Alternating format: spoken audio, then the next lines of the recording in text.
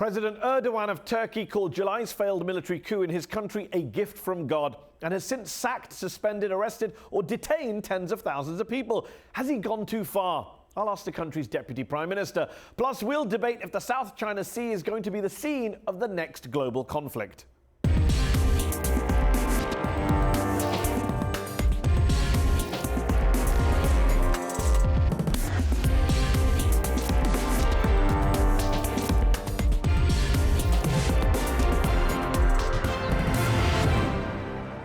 Mehmet, Simsek, thanks for joining me on UpFront. On the night of the attempted military coup back in mid-July, more than 200 people in Turkey were killed, many of them resisting the coup attempt, some of them shot by snipers. Turkish parliament was attacked by jets.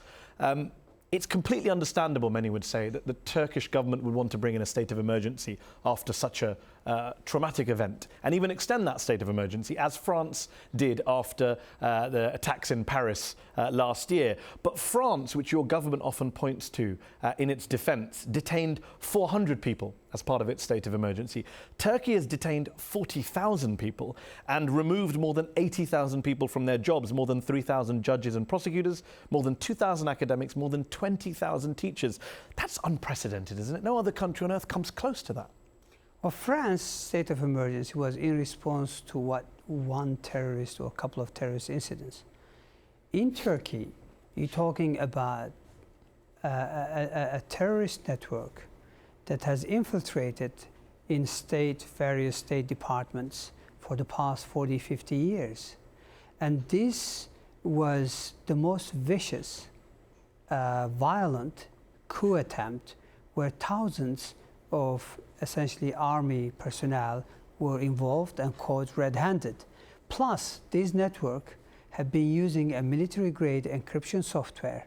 Once that was deciphered and the messages were broken, we've came to discover there was so much criminal activity that the state had no choice but to do that. But how could you know within 4 days of that attempted coup, forget the soldiers and police officers for a moment, 21,000 teachers and 1,500 university deans removed from their positions? Human Rights Watch has said that the speed and scale of the arrests, including of top judges, among others, in Turkey post that coup attempt, suggests, quote, a purge rather than a process based on any evidence. What do you say to them? Because a lot of people around the world, including friends of yours, are saying this is a purge.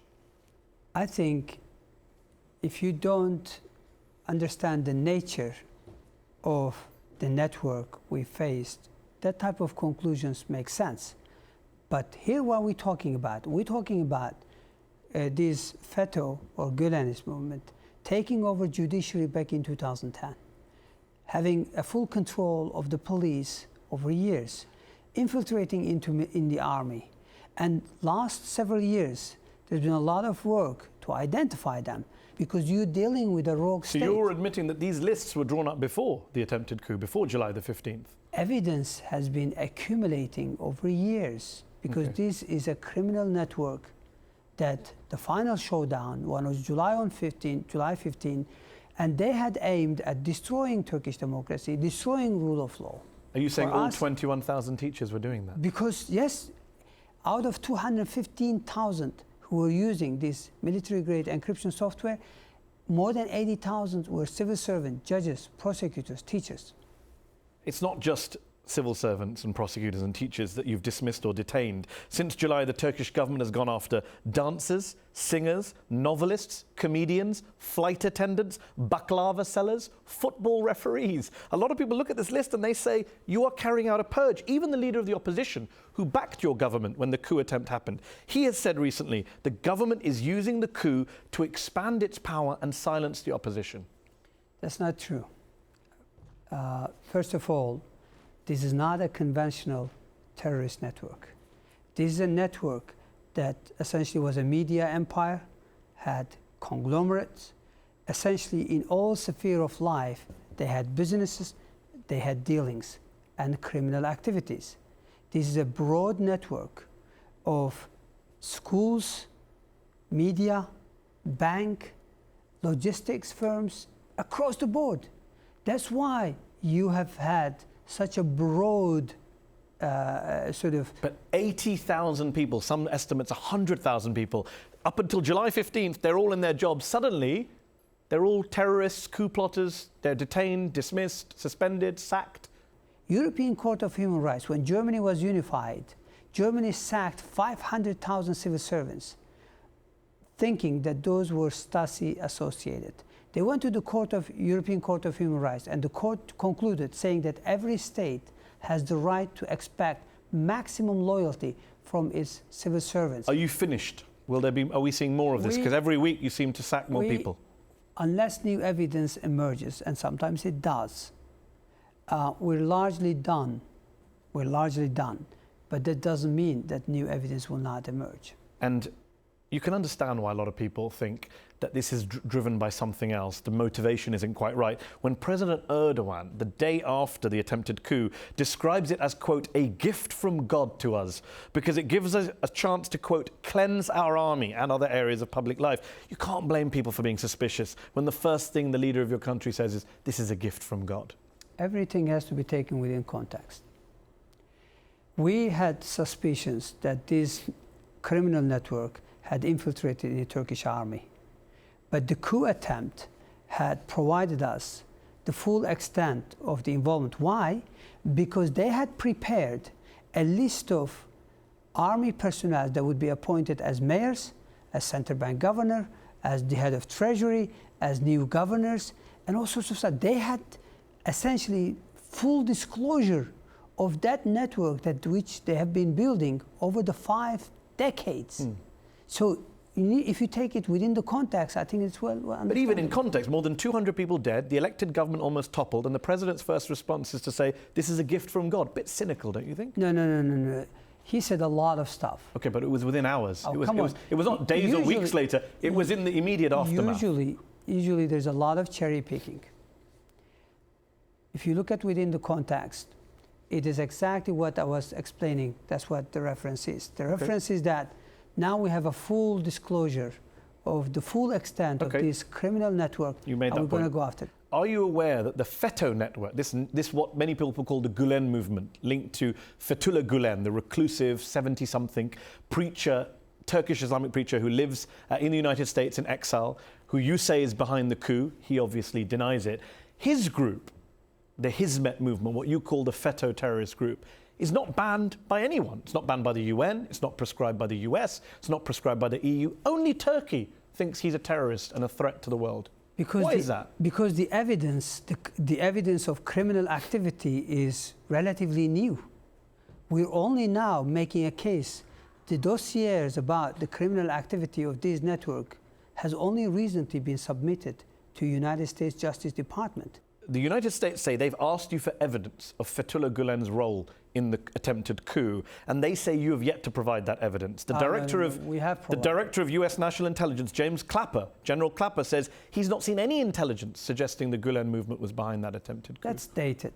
But first of all, let me just give you one piece of evidence. Yeah. Very conclusive. In the morning, the night of the coup, one military base was used as the center of the whole coup. Yeah. In the morning, it became clear that the coup had failed. And the pushists were running away from that base. An associate professor of theology was arrested. The prosecutor asked the judge to detain him. The judge immediately released him. It turns out that that gentleman, on a salary of $1,500, had traveled to the United States 109 times. It turns out that there is a video of him kneeling in front of the so-called preacher together in Pennsylvania, in the United States. Okay, has this man been tried in a Turkish court? He's a fugitive. Well, let's deal with this Gülen and the Gülen movement itself, because you say it's secretive, it's a terrorist group, etc., etc. How come it is that you were in bed with them for so long, that you were working with this group right up until 2013, until 3 years ago? Yes, we actually thought very highly of them simply because they seem to have advocated better education, interfaith dialogue, good causes. But it turns out that that was the front. Okay. But they had... And you discovered that in 2013, you say? Yes, because we need to connect the dots. I wish we had time.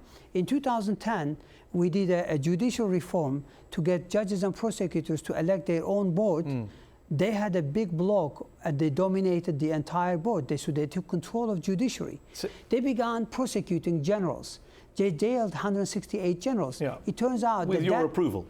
It turns out that that was aimed at paving the way for lower-ranking Gulenists to move up. But we were told at that time by judiciary that actually they were going after generals but they didn't who just had go after contemplated. generals. They didn't just go after generals. They went after the AK party. No. This is what your critics say. Your critics say, hold on, let me put the no. question to you. Your critics would say that in 2013, if you want to join the dots, they, of course, the Istanbul prosecutors who were linked to Gulen, opened investigations, did they not? In December 2013, they raided the homes of Turkish ministers in your government, found millions of dollars in shoeboxes, allegedly, big corruption allegations, including against President Erdogan and his son, and that's what led to the split between your government and the Gulen movement, when they started investigating corruption in your party. Clearly, you need to get your you need to get your chronology right. That was December 2013. No. But I was trying to explain to you. Yeah.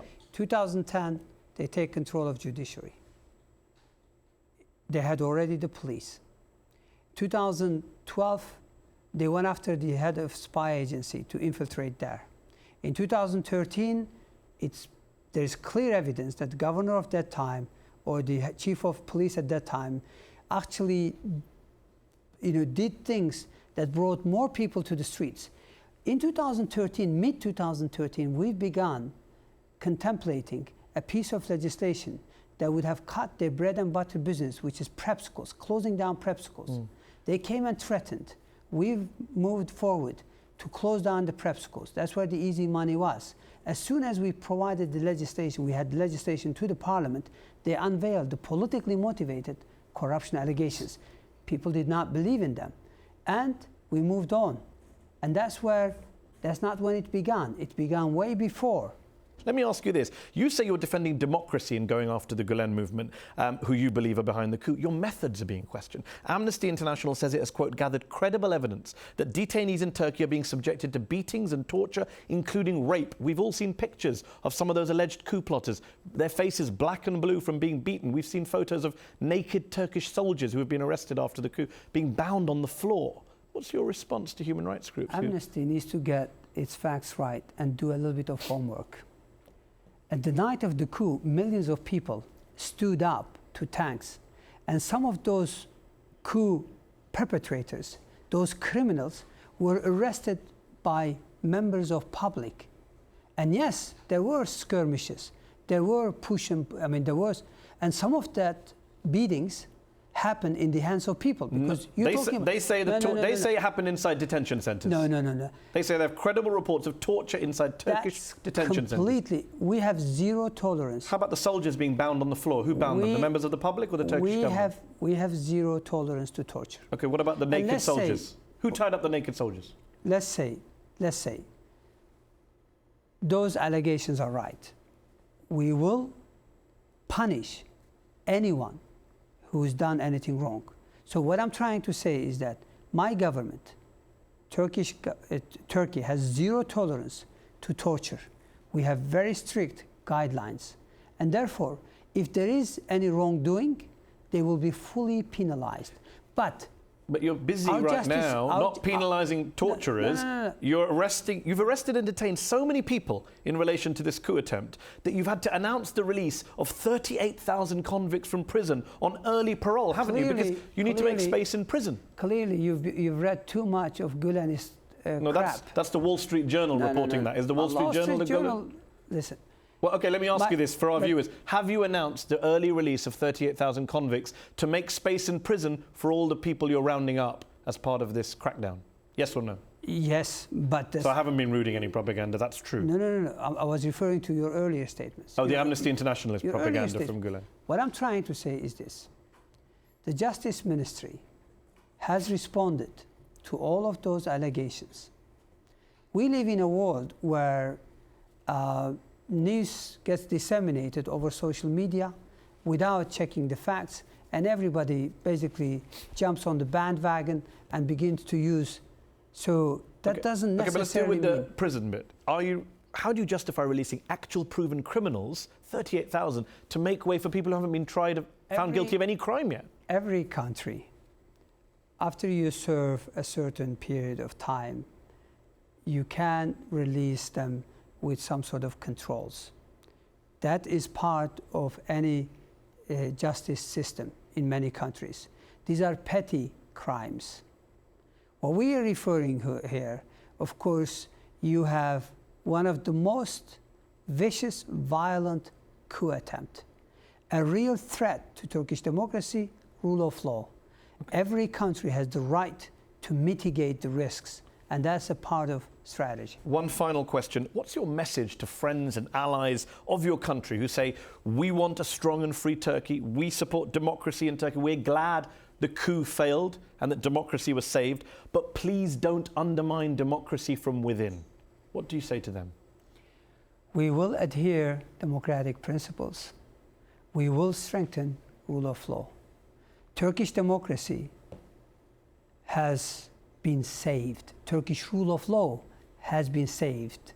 Because had that coup been successful, you would have a religious network and a military junta running one of the largest Muslim secular country that has prospered without oil and gas, a great success story of possibly last century. And therefore, I think I invite all the critics, first, to get a better sense of what has happened in Turkey, put things in a context.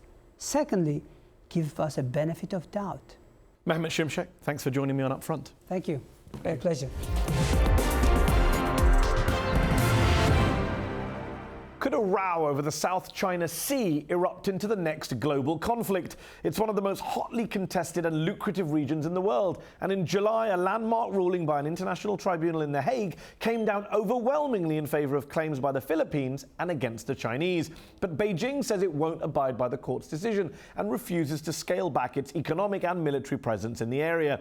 Meanwhile, the United States has thrown its political and military weight behind China's neighbors. So are we on a road to war? And if so, which side is to blame? Joining me to discuss this from Beijing is Charles Liu, a senior fellow at the Peking University Center on China and Global Affairs and the founder of How Capital. And in the studio, Bonnie Glaser, a senior advisor for Asia and director of the China Power Project at the Center for Strategic and International Studies in Washington, D.C. Thank you both for joining me in the arena. Charles, China lost the case at the International Tribunal, and yet the Chinese government refuses to accept that decision. For years, China has criticized the US for violating international law in places like Iraq and Libya, and yet it's now China that seems to be very brazenly defying international law over the South China Sea. I think you are doing exactly what much of Western press has done in describing it as international law and describing it as international tribunal. It's an arbitration tribunal. Normally, arbitration takes two parties. When one party goes in and projects its case, it's not an arbitration. It is a one-sided decision. Let me bring in Bonnie Glaser. Charles says it's not international law, therefore international law is not being defied.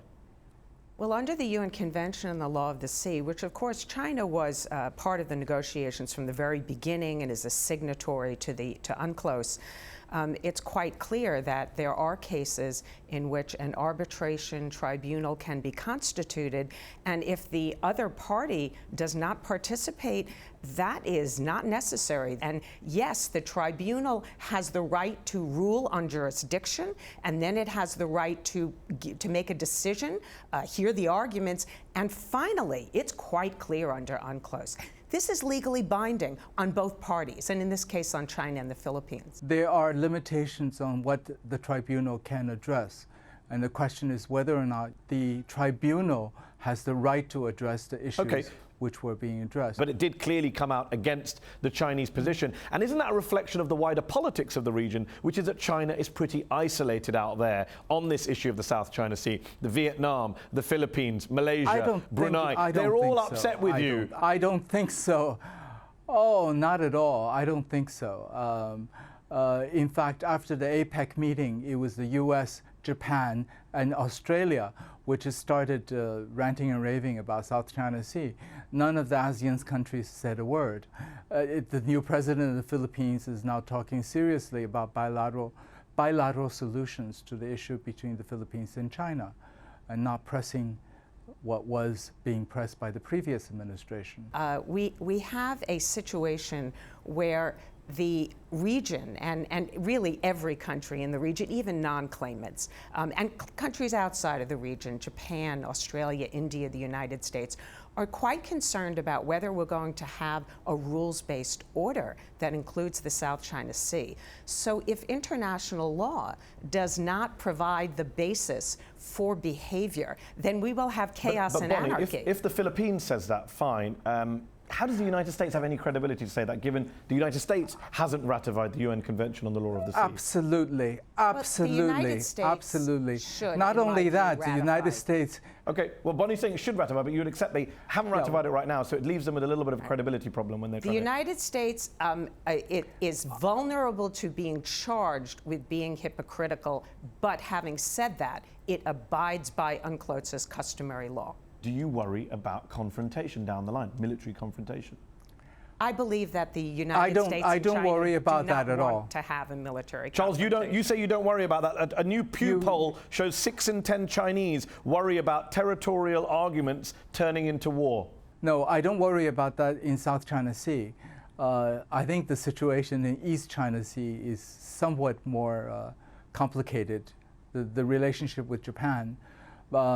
But in terms of South China Sea, the attempt has been on a bilateral basis with the Philippines, with Malaysia, and also now with Vietnam. The whole reason the Philippines went to the tribunal was because they couldn't get any bilateral deal done, and China won't negotiate with ASEAN as a whole. So, haven't you brought this on yourselves? Hasn't the Chinese government brought this on China?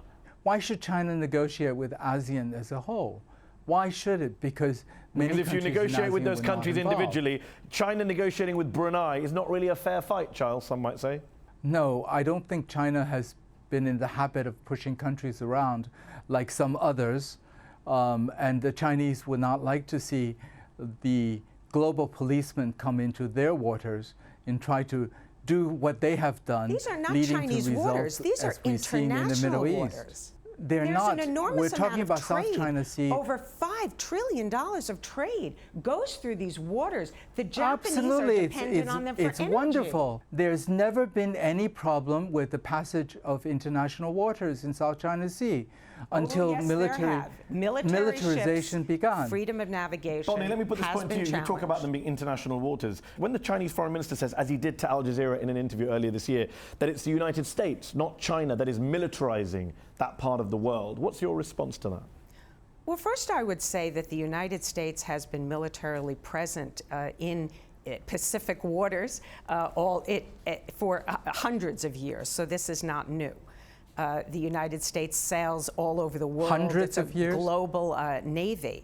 So the goal of the United States is simply to preserve peace and stability. Come on, instead of one nuclear carrier group, now there are 2.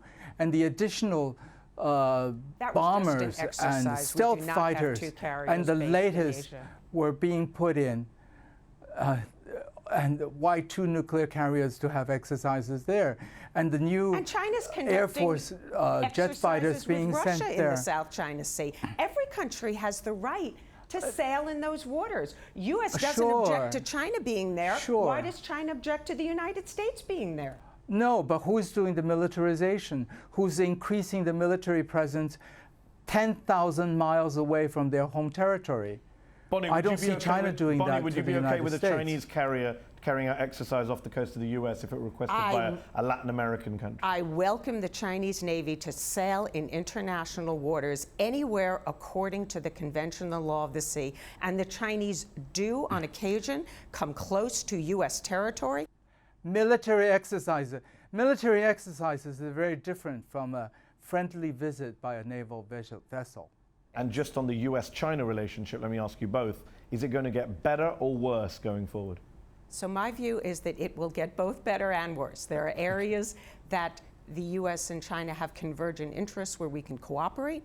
There are areas where we have friction, where we have to manage them, and there will be difficult issues going forward, and South China Sea is one of those. Charles, better or worse going forward, US-China relations? Oh, Bonnie's absolutely right. In some areas it'll get better, some areas it'll get worse. But I don't think it would lead to anything military, because anything militarily would actually destroy both countries. We'll have to leave it there. Thank you both for joining me in the arena. That's our show. Up Front will be back next week.